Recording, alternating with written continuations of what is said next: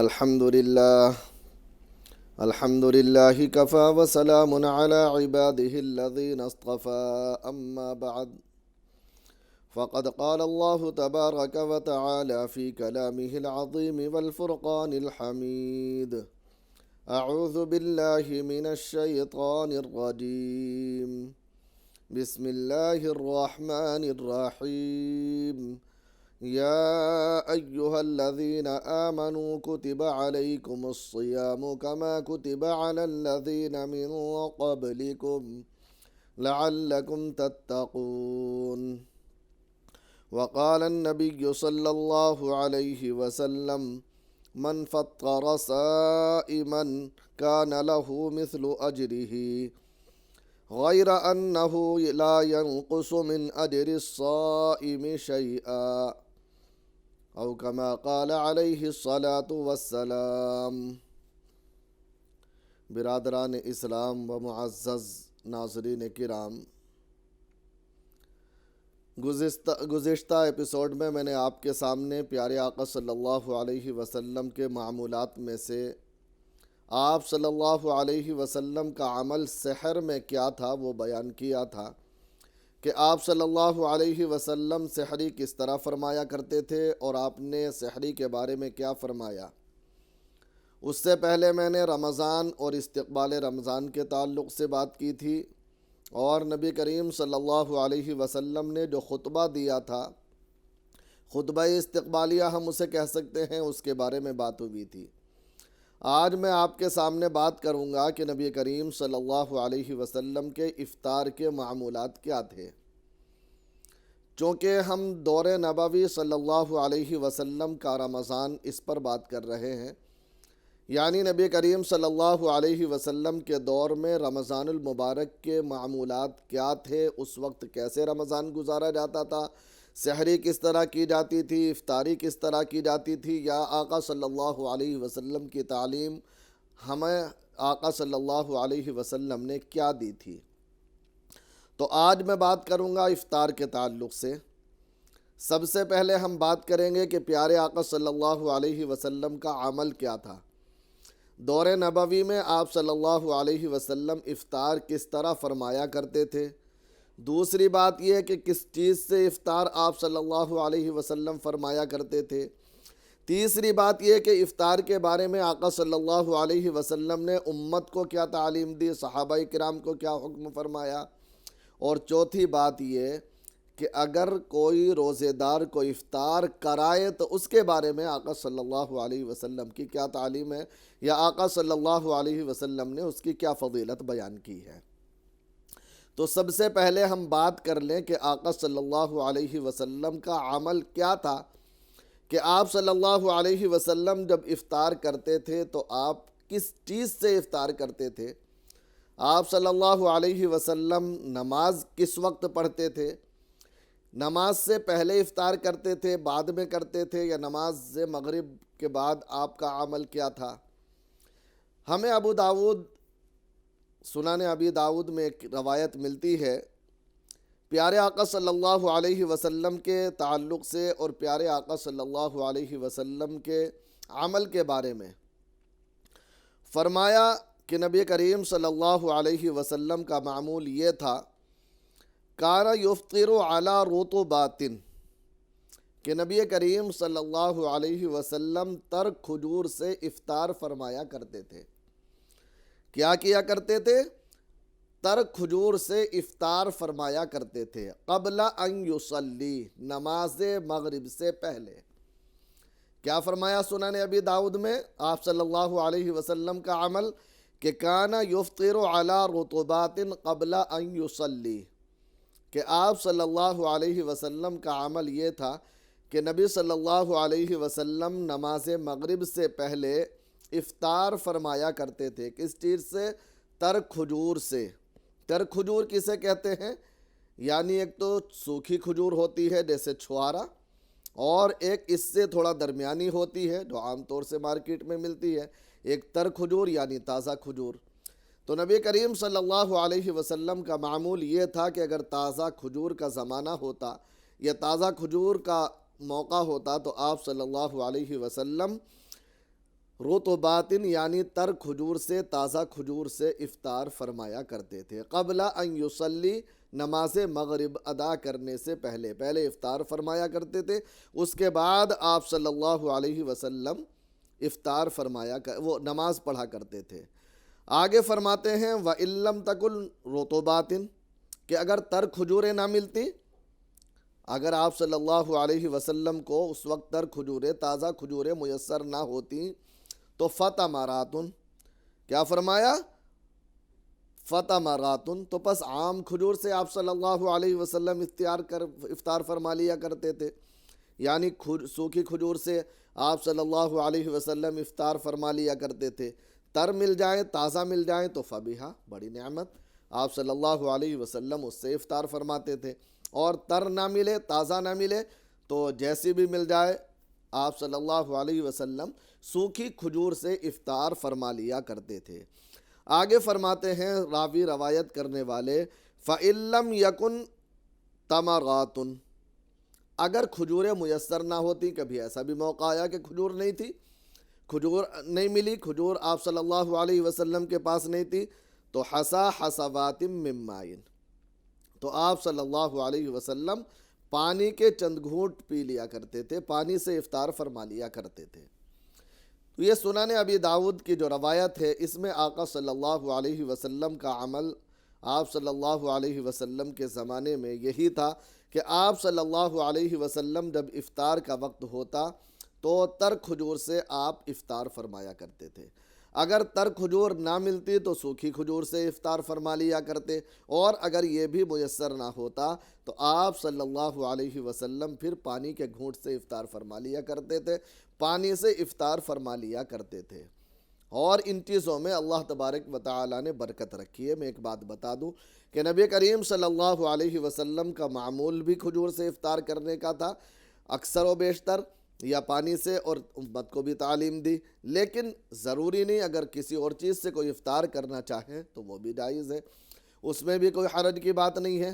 آپ صلی اللہ علیہ وسلم نے سب چیز کی اجازت دی ہے، لیکن آپ صلی اللہ علیہ وسلم کا عمل، آپ صلی اللہ علیہ وسلم کا معمول رمضان المبارک کا یہی تھا کہ آپ صلی اللہ علیہ وسلم کھجور سے افطار فرمایا کرتے تھے، اور کھجور میسر نہ ہوتی تو آپ صلی اللہ علیہ وسلم پھر پانی سے افطار فرما لیا کرتے تھے۔ اب آئیے ہم آگے چلتے ہیں۔ نبی کریم صلی اللہ علیہ وسلم نے صحابہ کرام کو افطار کے بارے میں کیا حکم دیا، ہم اس طرف بھی چلتے ہیں۔ اور صحابہ کرام کو حکم دینا گویا کہ تمام امت کو حکم دینا ہے، چونکہ آپ صلی اللہ علیہ وسلم تو تمام انسانیت کے لیے تھی، اور نبی کریم صلی اللہ علیہ وسلم کی جو بھی تعلیم تھی قیامت تک آنے والوں کے لیے تھی۔ تو آئیے ہم چلتے ہیں حضرت ابن عباس رضی اللہ تعالیٰ عنہ کی حضرت عباس رضی اللہ تعالیٰ عنہ کی بارگاہ میں، ان سے پوچھتے ہیں کہ آقا صلی اللہ علیہ وسلم نے امت کو کیا تعلیم دی تھی، آپ لوگوں کو کیا بتایا تھا کہ افطار میں کیا کرنا ہے، کیسے کرنا ہے، کس طریقے سے کرنا ہے۔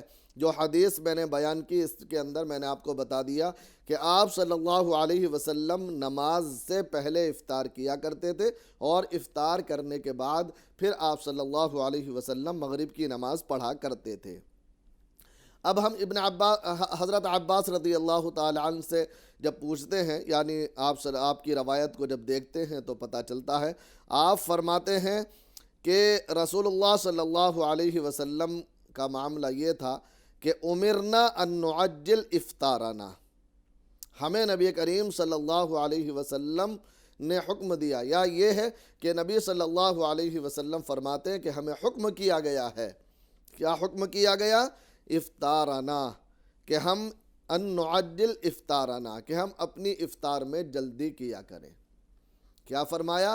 کہ افطار میں تاخیر نہ کریں، جیسا کہ بہت سے لوگوں کا معمول ہوتا ہے کہ افطار وقت ہو گیا، اس کے بعد بھی بس شک کی بنا پر یا احتیاط کی بنا پر بہت زیادہ تاخیر کر دیتے ہیں۔ 1-2 منٹ کی احتیاط تو تمام فقہا سے ثابت ہے، اس سے زیادہ احتیاط کرنا یا اس سے زیادہ تک ٹالنا یہ مناسب نہیں ہے۔ نبی کریم صلی اللہ علیہ وسلم کی افطار کے جلدی کرنے کے بارے میں کئی ساری حدیثیں اور میں آپ صلی اللہ علیہ وسلم کی حدیثیں آپ کے سامنے بیان کروں گا۔ تو نبی کریم صلی اللہ علیہ وسلم نے کیا فرمایا؟ امرنا ان نعجل افطارنا ونؤخر سحورنا، کہ ہمیں حکم یہ دیا گیا کہ ہم افطار میں جلدی کریں اور سحری میں تاخیر کریں۔ کیا فرمایا؟ کہ ہم افطار میں جلدی کریں اور سحری میں تاخیر کریں۔ اسی لیے میں نے سحری والے ایپیسوڈ میں آپ کو بتایا تھا کہ آقا صلی اللہ علیہ وسلم اخیر وقت میں سحری کیا کرتے تھے، اور افطار کا عمل آپ صلی اللہ علیہ وسلم کا جلدی کرنے کا تھا کہ آپ افطار جلدی کیا کرتے تھے۔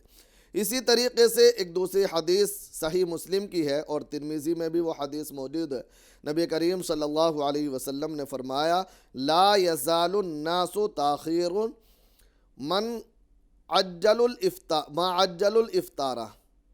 کیا نبی کریم صلی اللہ علیہ وسلم فرماتے ہیں کہ جب تک افطار میں تم جلدی کرتے رہو گے، یا افطار میں جب تک جلدی کرو گے، یا لوگ افطار میں جب تک جلدی کرتے رہیں گے۔ کیا فرمایا؟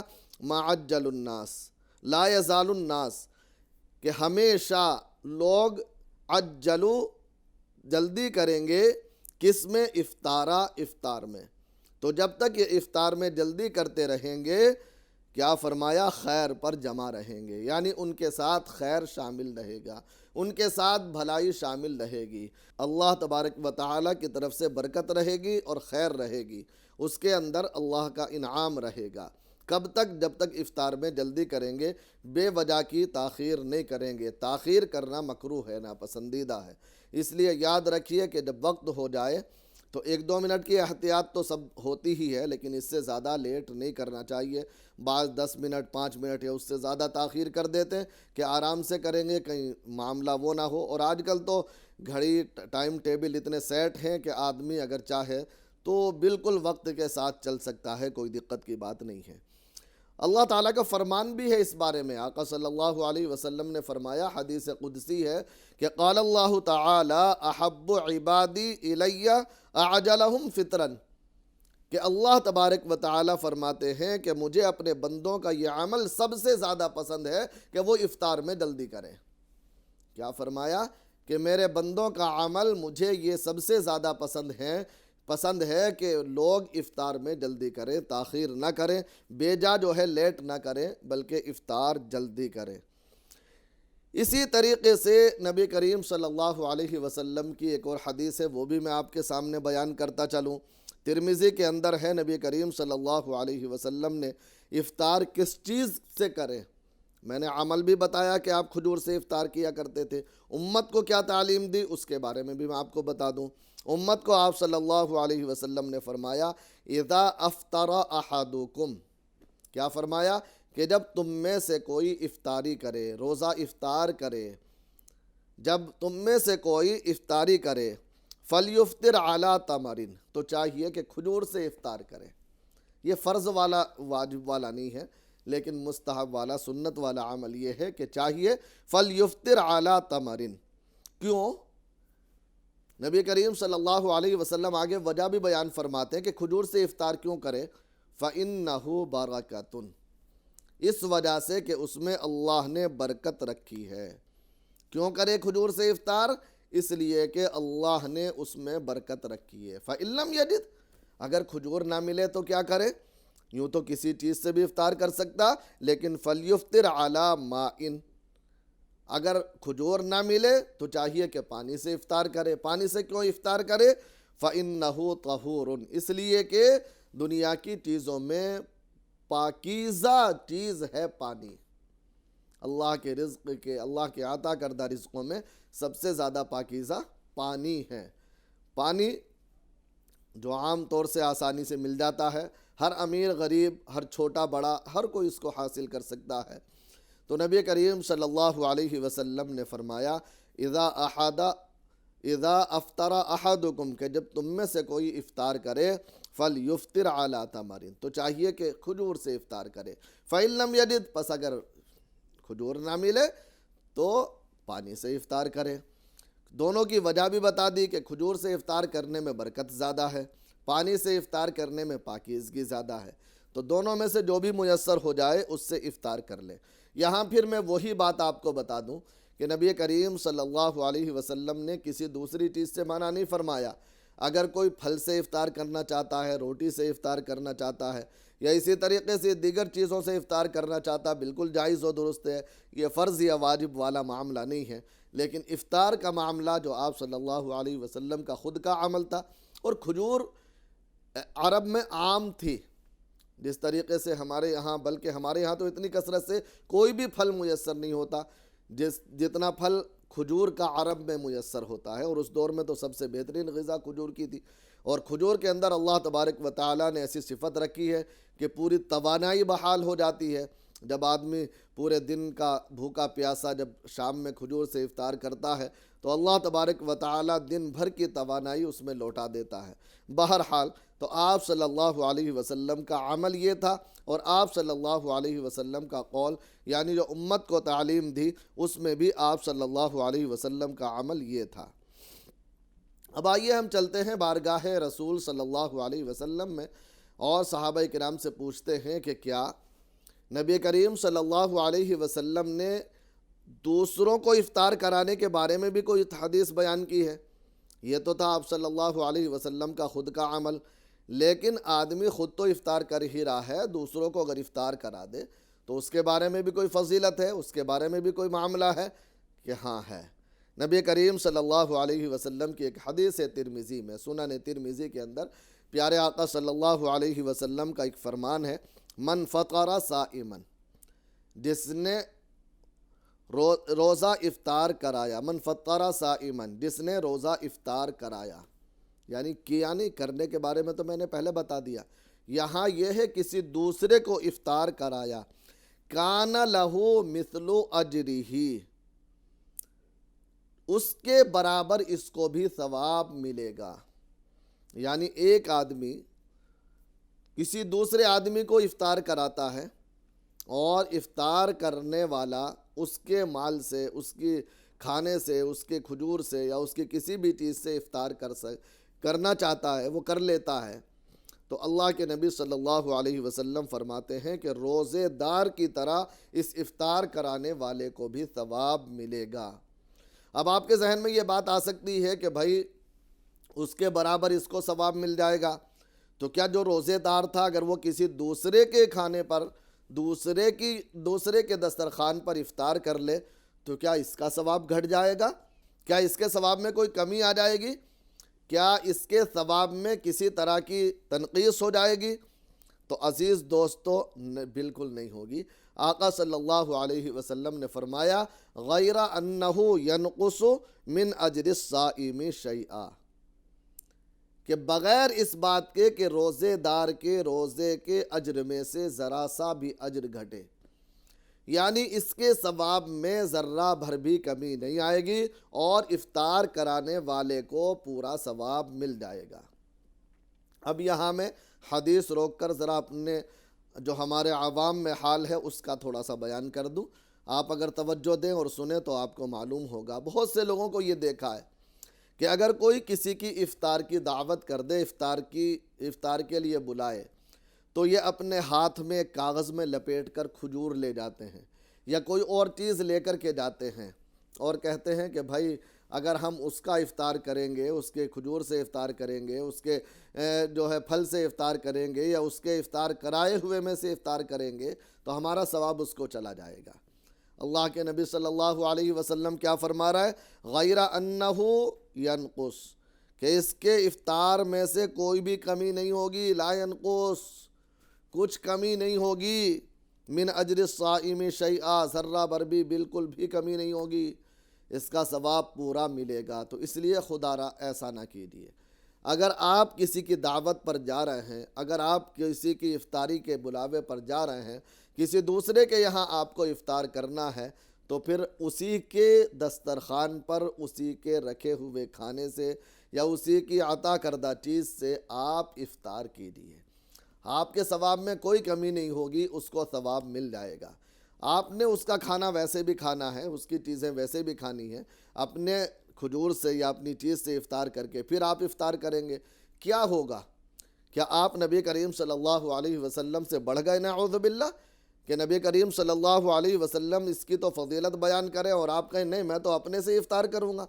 ہرگز نہیں میرے دوستو، ایسا نہیں کرنا چاہیے۔ اگر جانا ہے اور دعوت قبول کرنی ہے تو پھر اس کے مال سے یا اس کے دیے ہوئے جو بھی اس نے آپ کو پیش کیا ہے آپ اسی چیز سے افطار کریں، ورنہ تو آپ نہ جائیں، اپنے گھر کے اندر افطار کریں، کیونکہ آپ کے ثواب میں تو پھر بھی کوئی کمی نہیں ہوگی اور اس کا ثواب بڑھ جائے گا۔ آپ بھی کسی موقع پر کسی غریب کو، دوسرے لوگوں کو افطار کرا دیں، آپ کو بھی وہ ثواب مل جائے گا۔ لیکن جب آپ دوسرے کے دسترخوان پر جا رہے ہیں تو اپنی چیز لے جانا یہ میزبان کی توہین ہے۔ میزبان کو آپ اس لائق نہیں سمجھتے، یا مہمان کے رزق کو جو مہمان نے تمہارے سامنے اللہ کے عطا کردہ میں سے رکھا ہے آپ اس لائق نہیں سمجھتے کہ اس سے آپ کا افطار ہو۔ تو عزیز دوستو، ایسا نہیں ہونا چاہیے، بلکہ آپ جو ہے نبی کریم صلی اللہ علیہ وسلم کے فرمان کے مطابق اگر کوئی آپ کی دعوت کر رہا ہے، کوئی افطار کرا رہا ہے، تو اس کو چاہیے کہ وہ اس کے دیے ہوئے میں سے یا اس نے جو بھی دسترخوان پر رکھا ہے اسی سے آپ افطار کیجیے۔ بہرحال بات ادھر چلی گئی، لیکن میں عرض یہ کر رہا تھا کہ پیارے آقا صلی اللہ علیہ وسلم نے افطار کرانے کی بھی فضیلت بیان کی ہے، اور صحابہ کرام رضوان اللہ علیہم اجمعین تو ہر معاملے میں جو ہے ثواب حاصل کرنے کی کوشش کرتے رہتے تھے، ہر معاملے میں بڑھ چڑھ کر حصہ لیتے تھے۔ اب جب آپ صلی اللہ علیہ وسلم سے یہ حدیث سنی کہ جو کسی روزے دار کو افطار کرائے گا اس کے لیے اتنا بڑا ثواب ہے، صحابہ کرام کچھ کے دل کے اندر یہ بات آئی کہ ہم سب تو اس لائق ہیں نہیں کہ کسی روزے دار کو ہم پیٹ بھر کر کے کھانا کھلا دیں یا روزے دار کو افطار کرا دیں۔ تو نبی کریم صلی اللہ علیہ وسلم سے صحابہ نے یہی بات رکھی اپنے دل کی کہ یا نبی اللہ، ہم میں سے ہر آدمی تو، ہر شخص تو اس لائق نہیں ہے کہ کسی روزے دار کو افطار کرائے، اس کو کھانا کھلائے یا اس کے ساتھ جو ہے اس طرح کا معاملہ کرے۔ تو پیارے آقا صلی اللہ علیہ وسلم نے فرمایا کہ یہ صرف پیٹ بھر کر کھلانے پر نہیں ہے، اگر آپ ایک کھجور سے افطار کرا دیں، چند کھجوریں دے دیں یا ایک گھونٹ پانی پلا دیں، اس پر بھی آپ کو یہ پورا ثواب ملے گا، اس پر بھی آپ کو یہ پورا ثواب ملے گا۔ صحابہ کرام رضوان اللہ علیہم اجمعین خوش ہو گئے، اور آپ صلی اللہ علیہ وسلم کا عمل بھی یہی تھا۔ آپ صلی اللہ علیہ وسلم کے بعد یا آپ کے سامنے بھی اور بعد میں بھی صحابہ کرام کا معمول بھی یہی تھا کہ جس کی جو حیثیت تھی، زیادہ تکلف نہیں، آدمی جو جتنا کر سکتا تھا خود بھی افطار کرتا تھا اور دوسروں کو بھی کوشش کرتا تھا کہ مہمان کو افطار کرائے، دوسروں کو افطار کرائے۔ اب آئیے چلتے ہیں ایک دوسرے رخ کی طرف کہ نبی کریم صلی اللہ علیہ وسلم کا اس وقت کچھ معمول اور بھی تھا، یعنی یہ تو افطار کا معاملہ ہو گیا کہ آپ صلی اللہ علیہ وسلم افطار کس چیز سے کرتے تھے، کس طریقے پر کرتے تھے، اور آپ صلی اللہ علیہ وسلم نماز سے پہلے کرتے تھے، جلدی کرنے کا حکم دیا اور جلدی آپ صلی اللہ علیہ وسلم افطار کیا کرتے تھے، دوسروں کو افطار کرانے کی فضیلت بھی آپ صلی اللہ علیہ وسلم نے بیان فرما دی۔ اب ایک بات رہ جاتی ہے کہ آقا صلی اللہ علیہ وسلم کا معمول افطار کرنے کے بعد یا پہلے کچھ دعا کا بھی تھا یا نہیں تھا؟ پیارے آقا صلی اللہ علیہ وسلم اس وقت اللہ سے بھی کچھ مانگا کرتے تھے یا اللہ کا شکریہ ادا کیا کرتے تھے؟ تو ہاں، ہمیں دو طرح کی دعائیں ملتی ہیں۔ ایک نبی کریم صلی اللہ علیہ وسلم سے جو مشہور دعا ہے، آپ اور ہم سب افطار کے وقت پڑھتے ہیں، وہ دعا ملتی ہے نبی کریم صلی اللہ علیہ وسلم سے۔ ابو داؤد کی روایت ہے، سنن ابی داؤد میں آپ صلی اللہ علیہ وسلم کا عمل بیان کیا گیا کہ آپ صلی اللہ علیہ وسلم جب افطار کرتے تھے تو یہ دعا پڑھتے تھے، اللہم لک صمت وعلی رزقک افطرت، کہ اے اللہ میں نے تیرے لیے روزہ رکھا اور تیرے رزق سے افطار کیا۔ اسی طریقے سے ایک دوسری حدیث پیارے آقا صلی اللہ علیہ وسلم سے ملتی ہے، مروان سے ملتی ہے یعنی ابن سالم سے، کیا کہ نبی کریم صلی اللہ علیہ وسلم کان رسول اللہ صلی اللہ علیہ وسلم اذا افطر، کہ جب افطار فرماتے تھے تو یہ دعا پڑھا کرتے تھے کہ ذهب الظمأ وابتلت العروق وثبت الاجر ان شاء اللہ، کہ نبی کریم صلی اللہ علیہ وسلم فرماتے تھے کہ بھوک مٹ گئی، رگیں تر ہو گئیں اور اللہ کے یہاں ہمارا اجر ثابت ہو گیا۔ تو اس طریقے سے نبی کریم صلی اللہ علیہ وسلم کا معمول تھا۔ دعا کریں کہ اللہ تبارک و تعالی ہمیں بھی پیارے آقا صلی اللہ علیہ وسلم کی اتباع نصیب فرمائے اور آپ کے طریقے پر ہی عمل کرنے کی سعادت نصیب فرمائے۔ آمین۔ وآخر دعوانا الحمد للہ رب العالمین۔